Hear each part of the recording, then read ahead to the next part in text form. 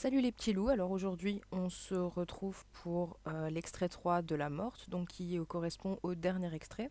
Donc j'espère que vous l'avez lu, que vous avez essayé de faire les questions. Je ne vais pas forcément corriger les questions dans l'ordre, je vais plus vous faire une espèce d'analyse de texte en me basant sur les questions que je vous posais. Et avant toute chose, du coup, il s'agit de lire le texte rapidement. Pourquoi est-ce que ce truc ça ne marche pas? Attendez, j'ai un petit problème de caméra. Voilà, c'est mieux. Donc, je vous disais, le but, c'est de lire le texte.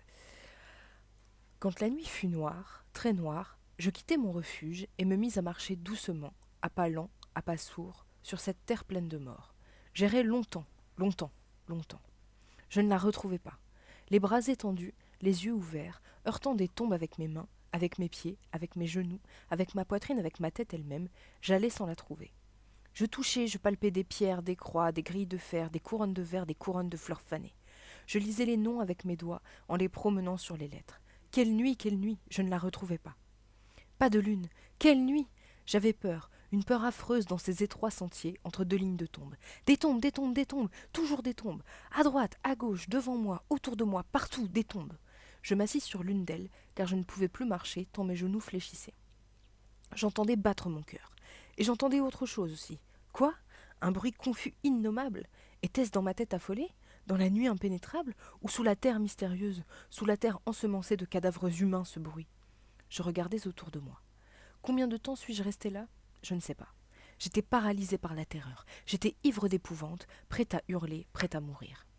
Et soudain, il me sembla que la dalle de marbre sur laquelle j'étais assis remuait. Certes, elle remuait comme si on l'eût soulevée. D'un bond, je me jetai sur le tombeau voisin, et je vis, oui, je vis la pierre que je venais de quitter se dresser toute droite, et le mort apparut, un squelette nu qui, de son dos courbé, la rejetait. Je voyais très bien, quoique la nuit fût profonde. Sur la croix, je pus lire Ici repose Jacques Olivant, décédé à l'âge de 51 ans. Il aimait les siens, fut honnête et bon, et mourut dans la paix du Seigneur. Maintenant, le mort lisait aussi les choses écrites sur son tombeau. Puis, il ramassa une pierre dans le chemin, une petite pierre aiguë, et se mit à les gratter avec soin, ces choses. Il les effaça tout à fait, lentement, regardant de ses yeux vides la place où tout à l'heure elles étaient gravées. Et, du bout de l'os qui avait été son index, il écrivit, en lettres lumineuses comme ces lignes que l'on trace au mur avec le bout d'une allumette, Ici repose Jacques Olivant, décédé à l'âge de 51 ans. Il hâta par ses duretés la mort de son père dont il désirait hériter, il tortura sa femme, tourmenta ses enfants, trompa ses voisins, vola quand il put, et mourut misérable. Quand il eut achevé d'écrire, le mort immobile contempla son œuvre.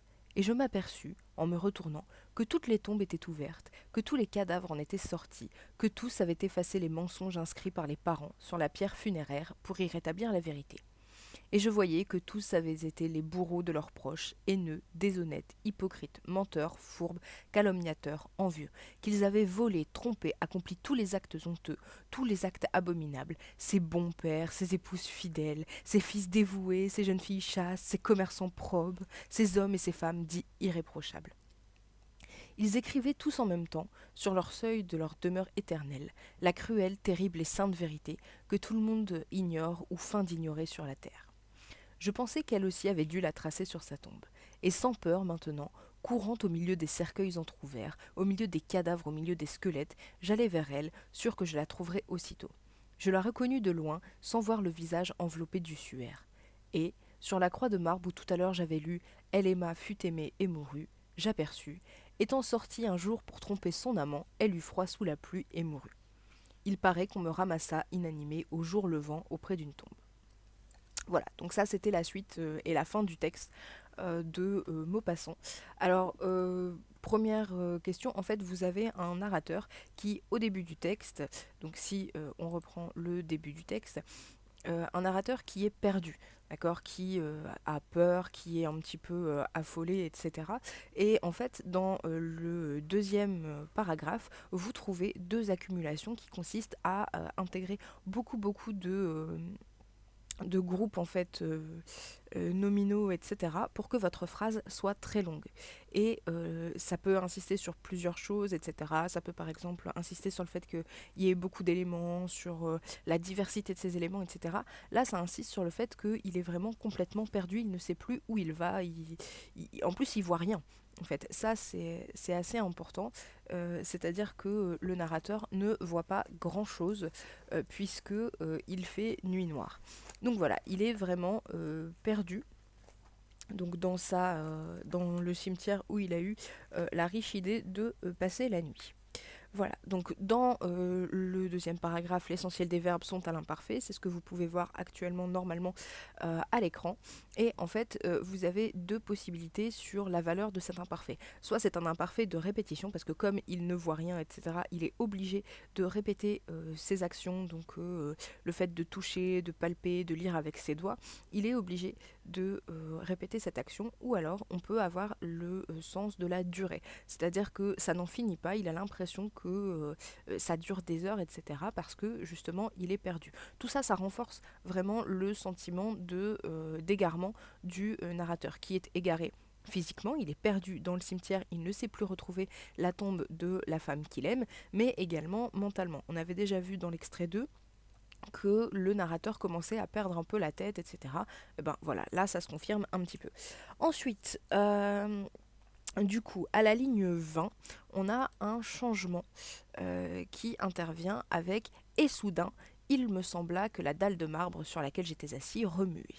Et ce changement, en fait, il est marqué ici par un passage de l'imparfait au passé simple. Le passé simple, comme vous vous en souvenez certainement, permet d'avoir des actions de premier plan. C'est-à-dire qu'avant, on était un peu dans la description de l'état, de l'atmosphère, etc., des répétitions des actions du narrateur, et là, bim, il se passe un truc, en fait. Et ce truc qui se passe, c'est que la dalle sur laquelle il s'est reposé, eh bien, s'agite, et donc il voit un mort émerger de cette dalle pour aller corriger son inscription funéraire. Voilà.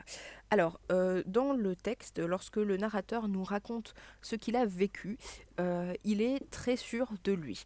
Si vous regardez en vert foncé, enfin le vert un peu bizarre que je vous ai mis, vous verrez que il répète, d'accord. Donc au début, il lui semble, il n'est pas très sûr, etc. Et puis à un moment, certes, oui, ça remue. Oui, ça remue, c'est ça. Et je vis, oui, je vis. Là, il ne laisse plus le doute oui, peut-être que je vois pas très bien, etc. Voilà, il voyait très bien. Donc je voyais très bien. Donc là, on a deux citations qui nous montrent que le narrateur, lui, est sûr de ce qu'il a vu. Voilà, il voit. Sauf que nous, lecteurs, on peut se permettre de prendre un petit peu de recul par rapport à ce que nous raconte le narrateur. Puisque je vous rappelle que il raconte l'histoire à la première personne du singulier, sauf que nous, on a aussi notre libre arbitre et notre recul. Si vous reprenez le texte depuis le début, on voit qu'il lit les noms avec ses doigts et pas avec ses yeux, parce que probablement il n'y voit rien. Donc ligne 9, on vous précise qu'il n'y a pas de lune. Je ne sais pas si vous vous êtes déjà retrouvé dehors lorsqu'il n'y a pas de lampadaire, aucun éclairage, et qu'en plus il n'y a pas la lune, vous ne voyez pas grand-chose. Et enfin, il précise qu'il voyait bien, oui, très bien, même si la nuit était profonde, c'est-à-dire que la nuit était noire. Donc ces éléments-là nous permettent à nous de nous dire, il y a un truc qui va pas bien, voilà, il est sûr de voir, mais en même temps, il nous a donné des éléments qui nous permettent, nous, de nous demander s'il est vraiment en train de voir, en capacité de voir ce qui se passe. Voilà, donc là, c'est le moment où nous, on peut commencer à faire le chemin de est-ce qu'il a rêvé, est-ce que c'est une hallucination ou pas, alors que lui est absolument sûr de ce qui va lui arriver. Voilà. Alors, le champ lexical de la peur, c'est ce que vous avez dans le texte en bleu. Donc d'abord il a peur, donc peur. Cette peur elle est affreuse, hop, on monte d'un cran. On a des manifestations physiques, ses genoux fléchissent, alors soit parce qu'il est fatigué, soit parce qu'il est terrifié. Son cœur bat, donc ça peut être un signe aussi lorsque vous avez peur.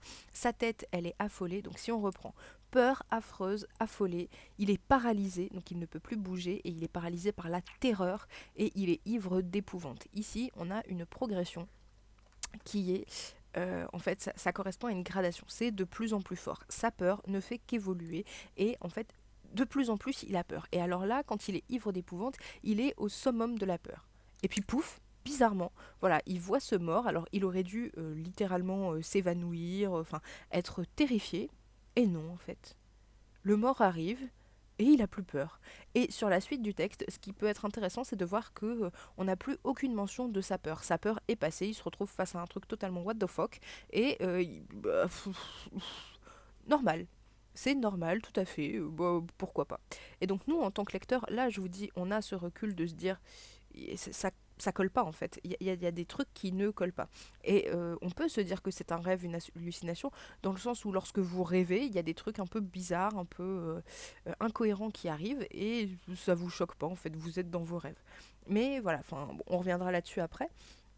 Et donc du coup, ce mort qui surgit de sa tombe va modifier comment dire, son épitaphe, en fait, l'inscription funéraire qui est sur sa plaque. Et donc du coup, on remarque que la première est assez positive, elle parle d'amour, d'honnêteté, de bonté et de paix, alors que la deuxième l'est beaucoup moins. On vous parle d'un homme qui se dépêche de faire mourir son père parce qu'il veut l'héritage, qui est un bourreau pour sa femme et ses enfants, et qui est un menteur, un voleur, et qui va mourir de manière misérable, voilà, comme un misérable. Donc ici, on a vraiment l'amour de la famille qui vient s'opposer au mauvais traitement. On a l'honnêteté et la bonté qui viennent s'opposer à la tromperie et au vol. Et enfin, on a la paix du Seigneur, donc la mort dans la paix du Seigneur, qui viennent s'opposer à une mort où il est dans un état misérable. Voilà. Alors après, si vous regardez la dernière citation que je vous ai mise, hein, voilà, tous avaient été les bourreaux de leurs proches, haineux, déshonnêtes, hypocrites, menteurs, fourbes, calomniateurs, etc., etc. En fait, vous voyez que dans toute la première partie de la citation, vous avez des mots qui sont négatifs. D'accord. Ça va jusque abominable. Tous les mots jusque abominable appartiennent à un champ lexical qui est celui du crime, de la malhonnêteté, de l'amoralité. Alors que ce qui suit, eh bien justement, c'est tout à fait le contraire. C'est la moralité, la bonté, l'honnêteté, etc. Ils sont irréprochables. Et en fait, ici, Maupassant va contrebalancer, en fait, va nous présenter ce que sont les gens et va le mettre en rapport avec ce qu'ils semblent être. Voilà, je vous avais dit que chez Maupassant, il y avait ce petit truc sur les apparences sont trompeuses, etc. Bah voilà, là, il le montre encore ici dans une œuvre fantastique. Voilà.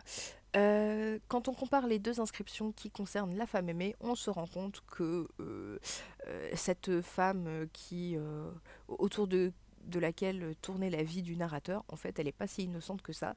Et si elle a attrapé froid, c'est parce qu'elle était sortie pour aller tromper son amant et que au final, il a plu, elle a pris froid et du coup, elle est tombée malade, elle est morte et ainsi de suite. Ce que le narrateur ignorait au tout début du texte. Voilà, c'est pour ça qu'il vous raconte l'histoire en mode love-love.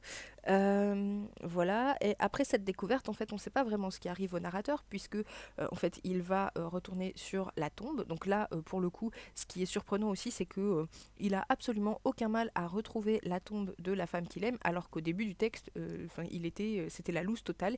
Il savait plus où il était, il se cognait partout, etc., etc. Voilà, donc là, on peut se dire, il y a une incohérence aussi. Et donc, on le retrouve inanimé. Entre le moment où il découvre ce qui est inscrit en vérité sur la tombe de la femme qu'il aime et le moment où on le retrouve, on a un blackout. En fait, on a une ellipse, on ne sait pas ce qui se passe. L'auteur, Maupassant, a décidé de couper. Et donc, du coup, en fait, on peut supposer qu'après avoir découvert ça, il s'évanouit et bim, voilà, on le retrouve au matin auprès d'une tombe. Et en plus, on ne sait même pas quelle tombe. On ne sait pas si c'est la tombe de la femme aimée, etc. Donc, on peut se demander si ça n'a pas été un rêve. Voilà, donc dans les explications possibles, l'explication rationnelle, c'est que, donc avec tous les éléments dont je vous ai parlé tout au long de la vidéo, c'est que le narrateur a fait un rêve ou a été victime d'une hallucination, etc. Et du coup, ça explique les trucs un peu surnaturels, un peu incohérents qui sont arrivés. Ça, c'est l'explication rationnelle. Dans notre monde, les trucs surnaturels, ça peut pas arriver, etc. etc. L'explication surnaturelle, c'est que, bah si, en fait, les morts sont bien sortis de leur tombe le temps d'une nuit pour corriger les informations fausses qui étaient mises sur leur tombe. Voilà. Et en fait, comment dire, le point culminant du fantastique, c'est ça. C'est-à-dire que vous avez un récit d'un personnage qui est tout seul. C'est vachement pratique parce que du coup, il n'y a personne qui peut démentir sa version des faits. Et donc, un personnage qui est tout seul, qui vit un truc bizarre, et à la fin, lui-même ne sait pas si ça s'est vraiment passé ou s'il a rêvé. Et le lecteur, même s'il peut faire des hypothèses, peut toujours se dire que, voilà, c'est... Enfin voilà, on a toujours ce doute final. Donc, j'espère que ça vous a aidé à comprendre le texte et on se retrouve rapidement pour la correction des épreuves communes. Voilà, prenez soin de vous les petits loups.